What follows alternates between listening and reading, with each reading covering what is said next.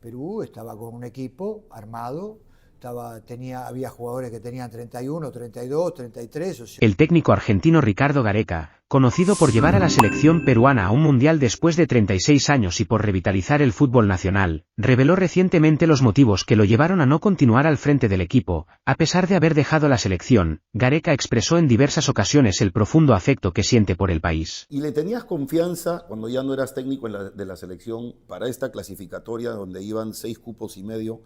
¿Le tenías confianza a la selección peruana viéndola con otro técnico? Bueno, o sea...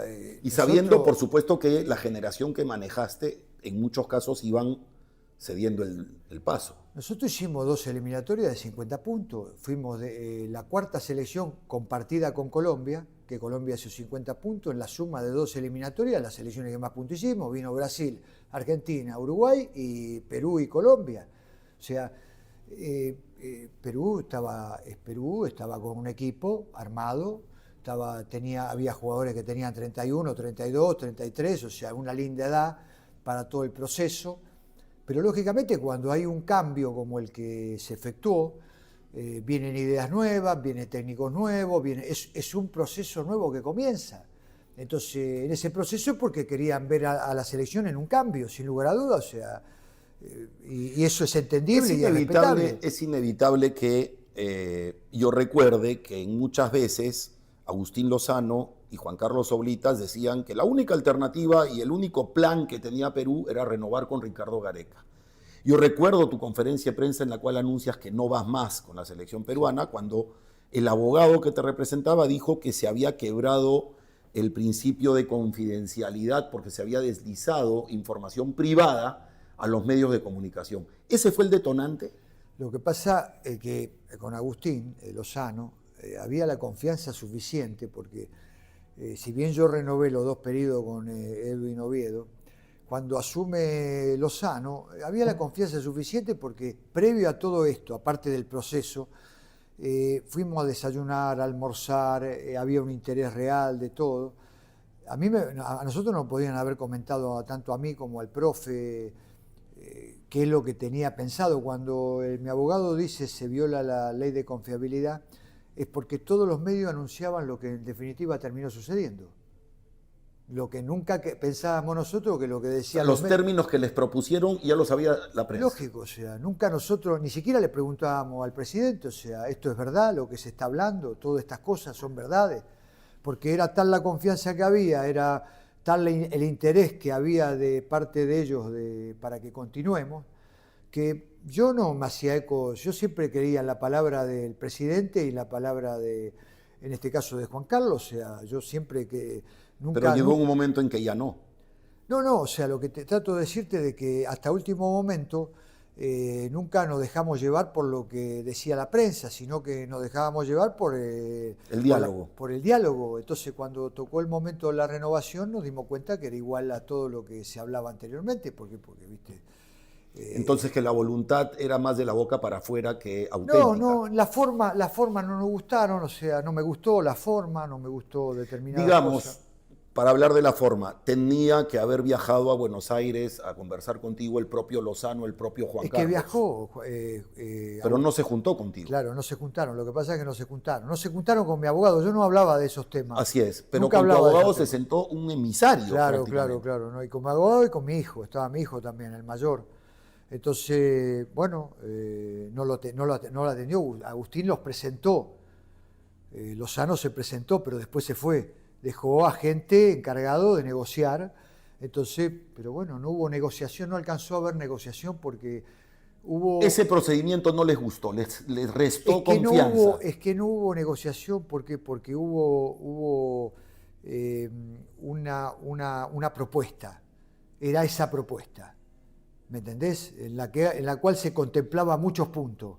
Entonces no hubo negociación alguna, no. Entonces, o sea, era tómalo o déjalo. Claro. Era la propuesta que había, pero sobre todo las formas, ¿no? Las formas que se dieron, porque yo no critico la forma, o sea, porque cada uno tiene su forma.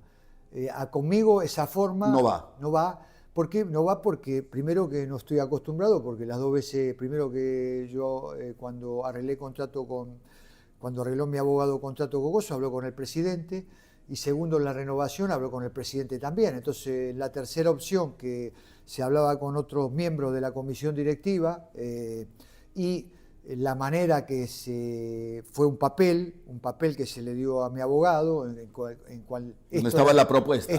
Los términos para aceptar, bueno, no era lo que indicaba el diálogo, la confianza que había. No hubo lugar a un intento de negociación, de proponer esto sí, esto no. A una confianza de tantos años, viste, que nos conocemos, en la cual, mirá, sucede esto, tenemos problemas, tenemos inconvenientes, no sé, algo que hacía prever lo que podía llegar a suceder.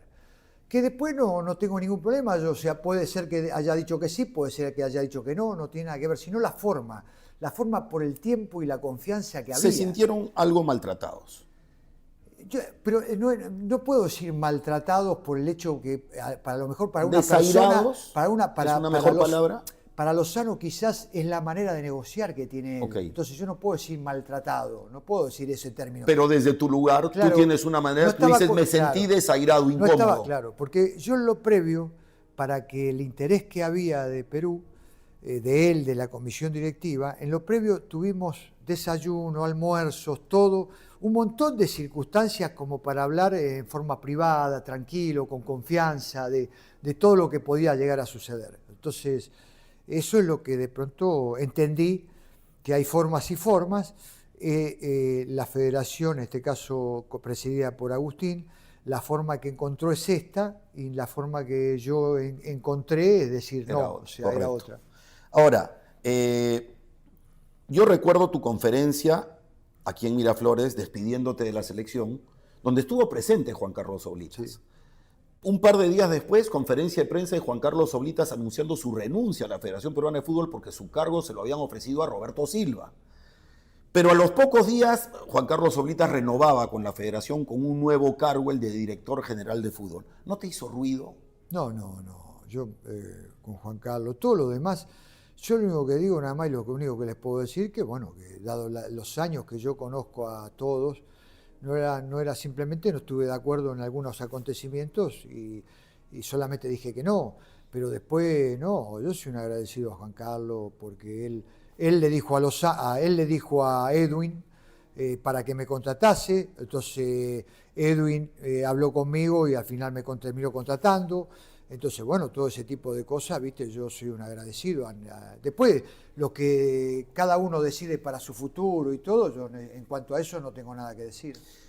Cuando Juan Reynoso asumió la selección peruana, mi mayor preocupación, más que en términos futbolísticos, era que se iba un técnico aglutinador de voluntades, como Ricardo Gareca, y venía un técnico disociador, en mi opinión, en términos de los antecedentes de Juan Reynoso.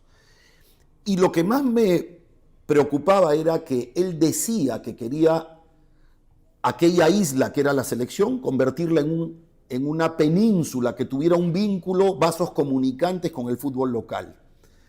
Y terminó contagiándose del fútbol local y de la mediocridad del fútbol local. Las primeras veces que viste a la selección dirigida por Juan Reynoso, ¿qué sensaciones te daba? No, yo con Juan tengo un gran respeto. Pero hablo de su equipo, digamos, no de él como técnico. Es que ya, viste, tengo que tener cuidado de lo que opino porque, viste, yo te puedo decir a vos todo lo que sucedió en lo mío, en lo previo, lo que tiene que ver la renovación, lo que tiene que ver algunas cosas, pero ya no me puedo extender más, invadir una parte, viste, que tiene que ver una apreciación de afuera de lo que vi de Juan, porque no sabía que cada técnico, nosotros tenemos una idea, una forma de trabajar que somos totalmente diferentes, distintos. La selección, sin lugar a duda, quiso un cambio de timón.